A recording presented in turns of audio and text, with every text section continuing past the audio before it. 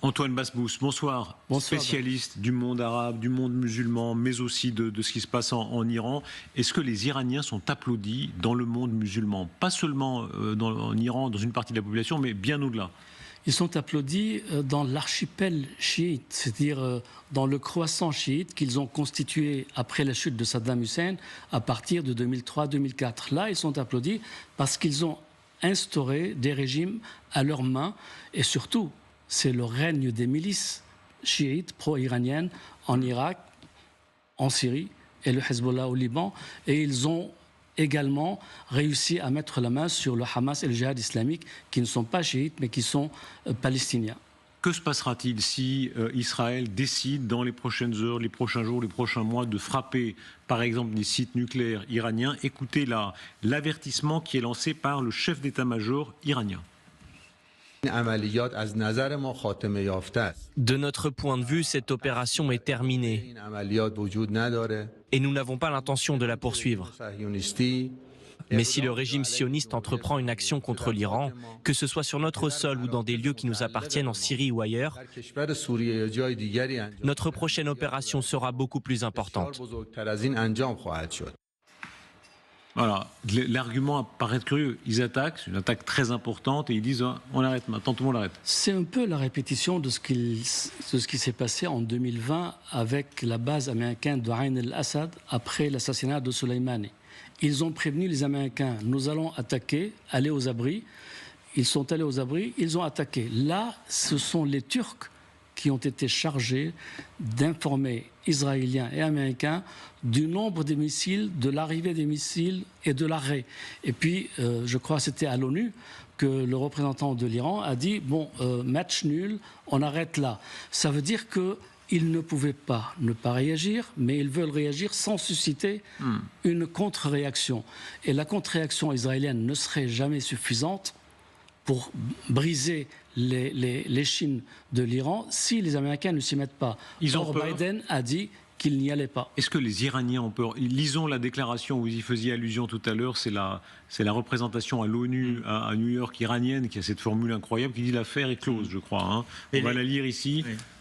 Les Iraniens ont eu le tort de croire les Américains. Les Américains ont dit notre position sera dictée par la proportionnalité de la riposte iranienne à l'affaire du consulat. Et les Iraniens ont dit ok, on fait une proportionnalité tout à fait raisonnable qui est de lancer des missiles, mais de prévenir tout le monde que des missiles sont en route pour que vous puissiez les abattre. On n'a ciblé que des bases militaires et des installations militaires et pas civiles. Et donc, de leur point de vue, ils sont dans le cahier des charges américain, c'est-à-dire la proportionnalité de la riposte. Pierre, que les Israéliens ne l'entendent pas ainsi. Merci. Votre livre, Une terre doublement promise, Israël-Palestine, un siècle de conflit, c'est chez Stock. Merci beaucoup. Continuons avec vous, s'il vous plaît, Antoine Basbous. Les Iraniens veulent-ils la bombe? C'est-à-dire, est-ce que c'est écrit maintenant dans les tablettes qu'ils l'auront, si ça n'est pas dans une semaine, c'est dans un mois ou dans 2 ans? Les Iraniens ont postulé pour rentrer dans le club nucléaire. La porte leur a été fermée. Alors qu'est-ce qu'ils font? Ils rentrent ou tentent de rentrer par la fenêtre. Un programme d'enrichissement si long, si coûteux, si hasardeux, qui nécessite tant de sacrifices et d'hostilité n'est pas justifié si ce n'est pas pour aboutir à la bombe. Et l'enrichissement au-delà de 60% de l'uranium, alors qu'ils sont autorisés à enrichir 3,76. Ils se rapprochent de l'uranium qualité militaire. Tout ça, c'est pourquoi alors? Tous ces efforts, tous ces sacrifices, si ce n'était pas pour la bombe, c'est pourquoi? Et la bombe, pourquoi? Pourquoi veulent-ils la bombe? C'est sur le modèle de la Corée du Nord. C'est-à-dire, une fois que la Corée du Nord a la bombe, eh bien, la Corée du Nord est sanctuarisée. L'Iran veut être sanctuarisé par rapport à tous ses voisins et par rapport aux puissances étrangères. Là, ça veut dire quoi? Ça veut dire que, est-ce qu'on sait si c'est dans un mois, dans un an, dans 5 ans? Est-ce que quelqu'un a la clé?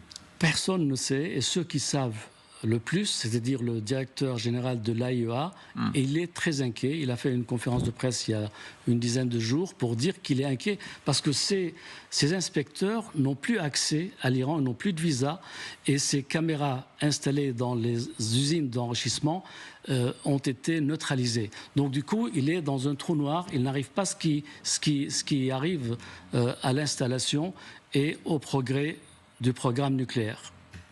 Ce régime est-il dans une sorte de fuite en avant dangereuse? Il faut rappeler le film des derniers jours, beaucoup de gens qui disaient c'est un régime prudent, malin, ils vont agir en crabe. Ils n'ont pas agi en crabe, ils ont agi de manière frontale. Ils ont agi en prévenant les cibles.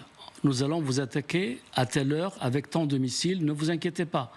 Et si c'est, franchement, quand vous voulez faire la guerre, vous surprenez votre adversaire. Vous n'allez pas lui annoncer dans le prêche d'Al-Aïd par Khamenei, que la guerre va arriver et puis charger les Turcs d'annoncer le nombre de missiles et l'heure de leur départ. Même dans la gradation, ils auraient pu frapper de manière indirecte, faire frapper par le Hezbollah, mener une action contre une ambassade israélienne quelque part dans le monde. La face n'aura pas été sauvée. Ils ont un socle social, une base populaire qui croit en eux. S'ils se dégonflent, eh bien cette base sociale, ce socle social se détournera d'eux.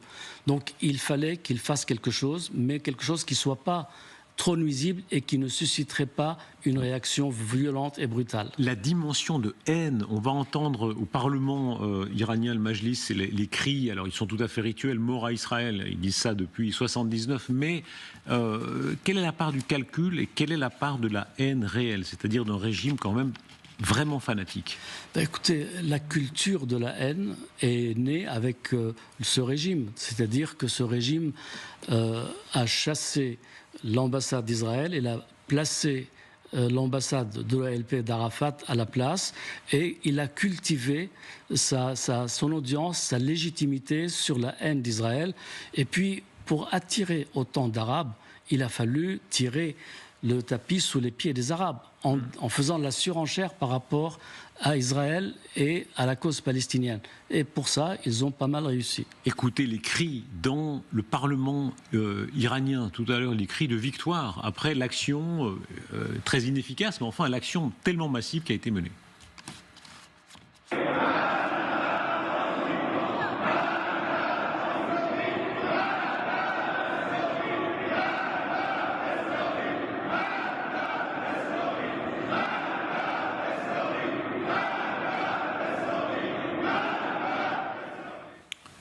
Là, mort à Israël, ce pouvoir, même si c'est un parlement évidemment croupion, bien que ce n'est pas tout à fait la social-démocratie scandinave, mais le fait est que ce pouvoir est plus dangereux que ce qu'on imaginait. Alain Bauer, tout à l'heure, disait on s'est aveuglé sur l'aventure de ce régime.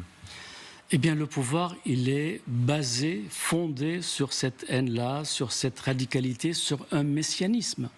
Alors que quand on regarde la société iranienne, elle cherche la modernité. Regardez la révolte des voiles.